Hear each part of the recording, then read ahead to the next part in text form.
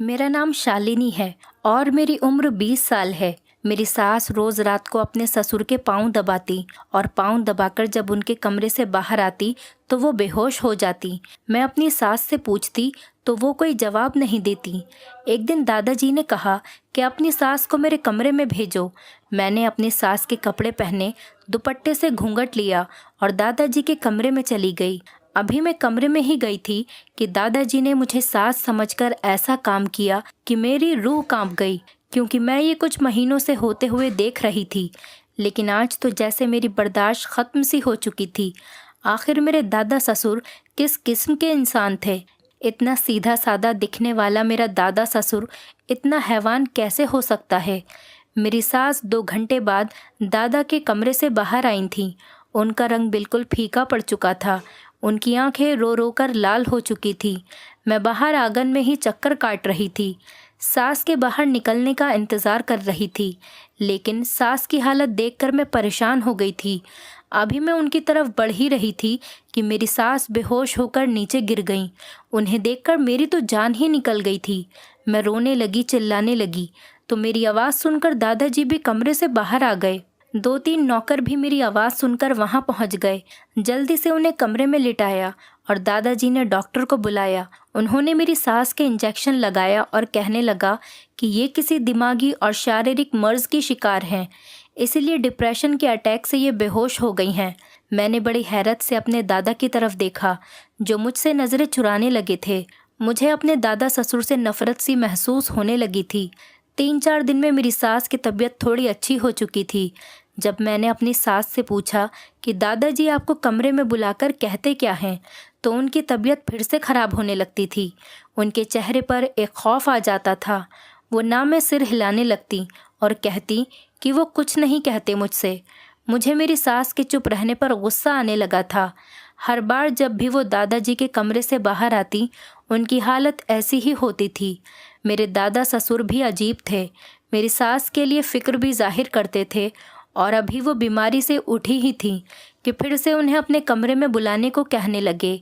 लेकिन इस बार मैंने सास को दवाई देकर सुला दिया और ख़ुद अपनी सास के कपड़े पहनकर चादर से मुंह छुपाकर कमरे में चली गई। मैं जानना चाहती थी कि दादा ससुर मेरी सास के साथ क्या करते हैं, लेकिन जो कुछ दादा ने सास समझकर मेरे साथ किया, मेरी रूह फना हो गई। मेरे दादाजी गांव के मुखिया थे। पूरे गांव के लोग उनकी इज्जत करते थे। गांव के लोग उन्हें पसंद करते थे और उन्हें मुखिया जी कहकर बुलाते थे, क्योंकि वो इंसाफ करते थे। गांव के लोग उनसे बहुत खुश थे। मैं भी उनकी बहुत इज्जत करती थी। मेरे ससुर मेरे दादा ससुर की इकलौती संतान थे। मैं उनके यहाँ इकलौती बहू थी।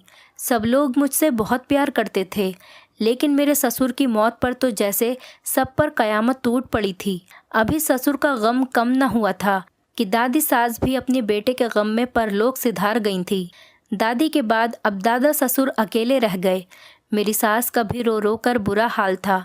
मैं कभी सास को संभालती तो कभी दादा ससुर को।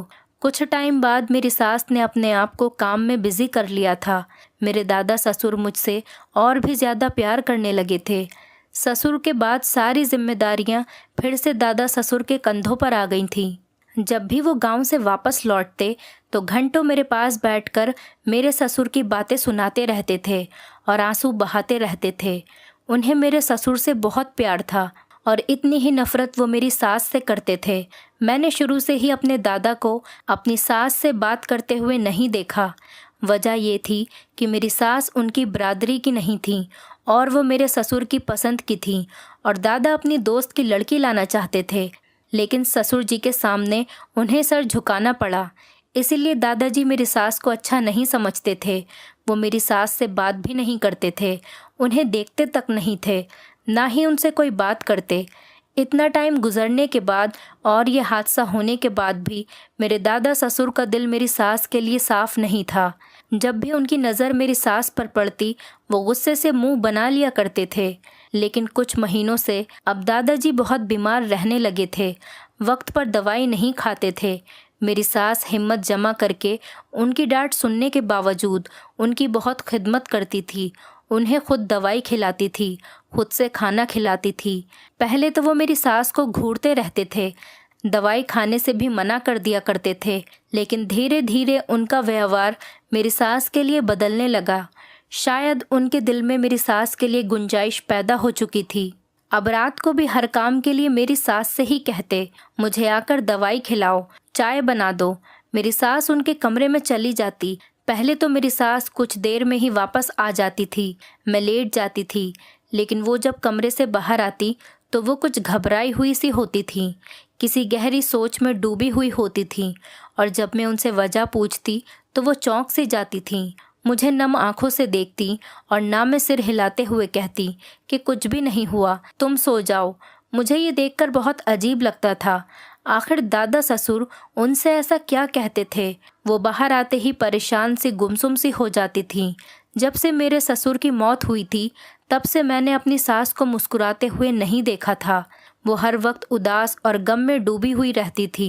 पहले तो दादा ससुर मेरी सास से बस अपनी दवाइयाँ ही मांगते थे, लेकिन अब तो वो अपना हर काम मेरी सास से करवाने लगे थे, जबकि घर में नौकर चाकर की कोई कमी नहीं थी। बात यहीं तक रहती तो मुझे भी बुरा नहीं लगता, लेकिन कुछ दिनों से मैंने जो बात महसूस की वो कुछ अजीब सी थी। रात को जब दादा ससुर मेरी सास से दूध मांगते और वो दूध लेकर कमरे में चली जाती, जब वो 2 घंटे बाद वापस आती थीं तो रो रही होती थीं।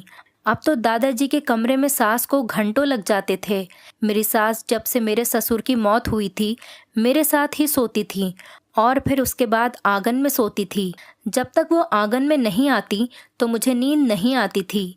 बस मैं यही सोचती रहती थी कि एक दूध का कप देने में कौन सा इतना टाइम लगता है, 2 मिनट का काम है। लेकिन मेरी सास 2-3 घंटे दादा के कमरे में क्या करती रहती थी। और सबसे हैरान करने वाली बात मेरे लिए ये थी कि मेरे दादा ससुर का रवैया मेरी सास के लिए बहुत बदलने लगा था। वो बहुत अहमियत देने लगे थे, लेकिन मेरी सास उनके सामने हमेशा डरी सहमी ही रहती थी। हैरत का झटका मुझे तब लगा जब उन्होंने कहा कि तुम्हारी सास गांव की औरतों की मुखिया है, औरतों की परेशानियां और उनके मसले को अब से यही देखा करेंगी। मुझे लगा था ये बात सुनकर मेरी सास खुश हो जाएंगी, भगवान ने उनको उनका हक वापस दे दिया, मगर फिर भी वो खुश नहीं रहती थीं। पता नहीं क्या सोचती रहती थीं। मुझे इस बात की बहुत खुशी थी कि मेरी सास को इस हवेली में उनकी जगह मिल गई थी, लेकिन इसके बाद भी मेरी सास के चेहरे पर ज़रा सी मुस्कुराहट भी नहीं आई थी। अब तो उनका ये हाल था कि जब भी दादा ससुर उन्हें किसी काम के लिए कहते तो वो घबराने लगती थीं, और जब कमरे से वापस आती तो उड़ी हुई रंगत के साथ वापस आती। और जब मैं वजह पूछती तो कहती कि कुछ नहीं, तुम क्यों मेरे इंतज़ार में जागती रहती हो, सो जाया करो। मैंने कहा कि जब तक आप अपने बिस्तर पर नहीं लेट जाती मुझे चैन की नींद नहीं आती। पता नहीं क्यों वो मेरी इस बात से मुझे बड़े गौर से देखती और बड़े प्यार से सर पर हाथ फेरने लगती। एक बार मेरी आंख किसी की सिसकियों की आवाज़ सुनकर खुली। मैंने देखा कि मेरी सास रो रही हैं। मुझे अब उनके रोने पर हैरत सी होने लगी थी, क्योंकि अब सब कुछ ठीक हो गया था। अब दादाजी भी उन्हें इज्जत देते थे। हम इस घर में बहुत खुश थे, हमें किसी चीज़ की कमी नहीं थी। अभी तो मैं दादाजी के इस दोगले व्यवहार की वजह से परेशान थी। एक बार मेरे दादा के भाई का बेटा हमारे घर आ गया। वो दूसरे देश से आया था। उसने मेरे ससुर की खबर सुनी तो वो मिलने के लिए आ गया। मेरी सास बहुत स्मार्ट और कम उम्र की औरत थी। कोई उन्हें मेरे साथ देखता तो मेरी बड़ी बहन ही बताता था। ससुर के कज़िन नितिन 3 दिन हमारे साथ ही रुके थे। मुझे बहुत प्यार किया और कहने लगे कि तुम्हारे ससुर मेरे बहुत अच्छे दोस्त थे, तुम मेरी बेटी जैसी ही हो। वो मुझे अच्छे ही लग रहे थे, लेकिन खाने के दौरान वो मेरी सास की तरफ बार बार देख रहे थे और मेरी सास लगातार उनसे नज़रें चुरा रही थी। लेकिन दादा अपने भतीजे के आने की खुशी में बहुत खुश दिखाई दे रहे थे। इन 3 दिनों में दादा ने सास को कमरे में भी नहीं बुलाया। एक बार उन अंकल को मैंने अपनी सास से जो बातें करते हुए सुना, मेरे होश उड़ने लगे थे। एक दिन जब मैं सोकर उठी तो मैंने देखा कि सास कमरे में नहीं थीं। वो अक्सर कबूतरों को दाना डालने चली जाती थीं। मेरे दादा ने बड़े से पिंजरे में अमेरिकन कबूतर पाल रखे थे, जिनका ख्याल सास ही रखती थीं। मैं उठकर बाहर आ गई, लेकिन पिंजरे के पास सास के साथ अंकल भी खड़े थे और वो कहने लगे, मैंने अब तक शादी नहीं की क्योंकि तुमसे मैंने सच्ची मोहब्बत की थी, लेकिन तुम्हारे पति की तुम्हारे लिए दीवानगी देखकर मैं पीछे हट गया। कभी भी तुम दोनों के बीच में आने की कोशिश नहीं की थी ताकि तुम्हारी ज़िंदगी अच्छी गुजर जाए। मेरी वजह से तुम्हारी ज़िंदगी में कोई परेशानी न आए, इसीलिए मैं यूरोप चला गया। लेकिन फिर जब मैंने अखिल की मौत का सुना तो मुझसे बर्दाश्त नहीं हुआ। मेरा कज़िन होने के साथ साथ वो मेरा बेहतरीन दोस्त भी था। वहाँ कुछ महीने मैंने बीमारी में काटे हैं। मुझे अखिल का सदमा बर्दाश्त नहीं हो रहा था। फिर मुझे तुम्हारा ख्याल भी सताने लगा और अब भी सिर्फ तुम्हारे लिए ही वापस आया हूँ। तुम अगर इजाज़त दो तो मैं दादाजी से तुम्हारी बात करता हूँ। ये सब बातें सुनना मेरे लिए बहुत अजीब था, जिसकी खबर मुझे कभी भी नहीं थी। मैं ससुर जी के उस कज़िन को पहली बार ही देख रही थी। बस ससुर से उनका जिक्र सुन रखा था। मेरी सास घबराकर बोली, भगवान के वास्ते ऐसा कुछ नहीं कहना। वो तो पहले ही मुझ पर शक करते रहे हैं कि मैं शहर की लड़की हूँ। कभी मैं उनके बेटे के साथ गांव में बस ही नहीं सकती। लेकिन मैंने चुपचाप अपनी सारी ज़िंदगी अखिल के प्यार के सहारे गांव में गुजार दी। कभी पलटकर शहर की दोबारा शक्ल भी नहीं देखी। मेरा बेटा अब जवान हो गया है, उसकी शादी भी हो गई है। वक्त बहुत आगे निकल चुका है। नितिन, यूनिवर्सिटी का दौर नहीं रहा कि मैं अपने फ़ैसले बदलूं। आपने दोस्ती की खातिर अपनी मोहब्बत की कुर्बानी मांगी थी। मैंने बिना किसी सवाल के अखिल को अपना लिया। अब मैं आपसे उसी मोहब्बत का वास्ता देकर कह रही हूँ, मुझे अखिल की विधवा ही रहने दें और यहाँ से वापस चले जाएं और कभी दोबारा पलटकर नहीं आइएगा। ये कहकर सास वहाँ से चली गई। मैं ये सब कुछ छुपकर देख रही थी। वो अंकल भी वापस चले गए। मुझे मालूम तो कुछ नहीं था, लेकिन बातें सुनकर ये समझ में आ रहा था कि नितिन अंकल मेरे ससुर और मेरी सास एक ही कॉलेज में पढ़ते थे और मेरे ससुर की तरह शायद नितिन अंकल भी मेरी सास से मोहब्बत करते थे। लेकिन मेरी सास किसे पसंद करती थी और उन्होंने क्या कुर्बानी दी थी, ये मेरे लिए एक पहेली थी। मेरे दादा मेरी सास को बहुत अहमियत देते थे, लेकिन वो फिर क्यों रोती रहती थी। मेरी सास को मेरे ससुर से बहुत ज़्यादा मोहब्बत थी, लेकिन फिर मैंने कुछ ऐसा देखा कि मेरे पैरों तले से ज़मीन निकल गई। सास मेरे दादा ससुर को चाय देने गई थी।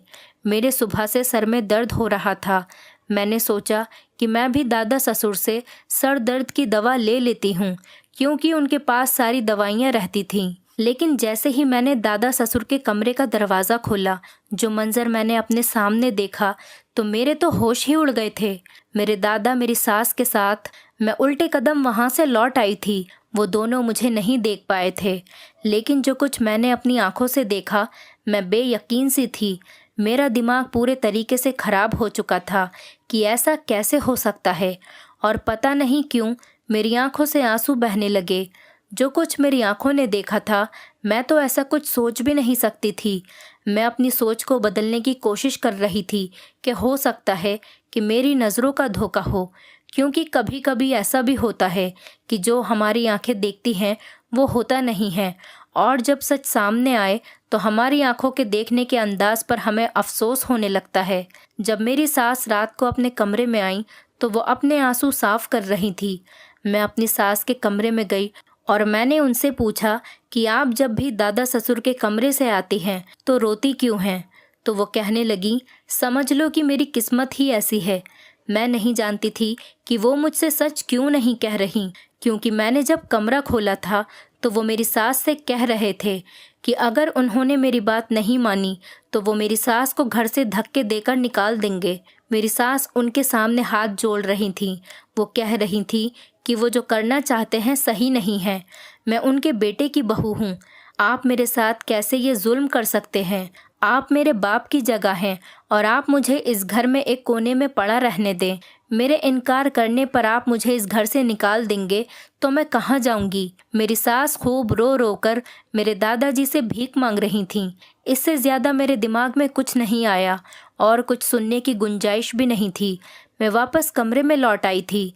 जिस तरह की बातें मैंने सुनी थीं और जिस तरह मेरे दादा ससुर मेरी सास पर मेहरबान थे, मैं गुमसुम सी हो चुकी थी। जिस ख्याल ने मेरे अंदर से जान निकाल दी थी, अभी मैं इस उलझन से नहीं निकली थी कि मेरे घर की नौकरानी ने मेरे शक को यकीन में बदल दिया था। वो कहने लगी कि मुखिया जी जैसे नज़र आते हैं वैसे बिल्कुल भी नहीं हैं। वो बहुत रंगीन मिजाज के इंसान हैं। जवानी में तो और औरतों से ताल्लुकात भी थे। आप लोगों की नज़रों में शरीफ बने फिरते हैं, लेकिन अगर इस उम्र में भी मौका मिले तो छोड़ते नहीं। भगवान बचाए ऐसे लोगों से। ये सुनकर तो मुझे गुस्सा आने लगा और अफसोस भी होने लगा कि क्या सरदार जी रिश्तों की मर्यादा भी भूल गए हैं। मुझे अपने दादा ससुर से नफरत सी महसूस होने लगी थी। अब जब भी मेरी सास दादाजी के कमरे में जाती तो मैं बेचैन सी होने लगती थी। एक दिन मेरी सास ने बंद लफ्ज़ों में कहा कि तुम अपने दादा ससुर से दूर ही रहा करो। मैं इस बात पर चुप सी हो गई। अब तो मुझे सच में मुखिया जी के किरदार पर शक होने लगा। फिर एक बार मैं आंगन में बैठी थी तो दादा ससुर किसी से फ़ोन पर बात कर रहे थे कि किसी की शादी पर तब आऊँगा जब नाचने गाने का इंतज़ाम होगा। तुम तो जानते ही हो मैं अपनी उम्र को नहीं देखता, मेरा दिल तो अभी भी जवान है। वो हंसते हुए अपने दोस्त से अपनी घटिया आदत का जिक्र कर रहे थे। उनको ऐसी बातें मेरे सामने करते हुए भी शर्म नहीं आ रही थी। मैं गुस्से में वहाँ से उठकर चली गई। और फिर दादाजी एक दिन मेरे पास आए और कहने लगे कि मेरी ख्वाहिश है कि तुम इस गद्दी पर बैठो। मैं तुम्हें बहुत कुछ बनाना चाहता हूँ। तुम्हारे ससुर और तुम्हारे पति की तरह तुम्हें घर का चूल्हा चौका करता देखना नहीं चाहता। और दूसरी बात यह है कि इस हवेली में कमरों की कमी नहीं है। तुम क्यों हर वक्त अपनी सास के साथ साथ रहती हो? तुम्हारा पति जब बाहर से वापस आएगा तो तुम्हें एक नए अवतार में पाएगा।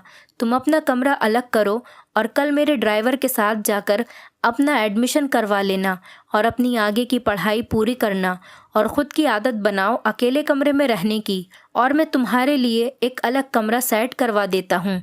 मैंने अपने दिल में सोचा कि हाँ, मैं अपनी सास से अलग हो जाऊँ ताकि आपको खुली छूट मिल जाए। लेकिन इस वक्त हम दोनों सास बहू बहुत मजबूर थे। हम गर्म लहजे से उनसे बात नहीं कर सकते थे। इसीलिए मैंने आराम से कहा कि मुझे रात को अकेले नींद नहीं आती है और मुझे डर भी लगता है। इसीलिए मैं अपनी सास के साथ ही कमरे में सोऊंगी।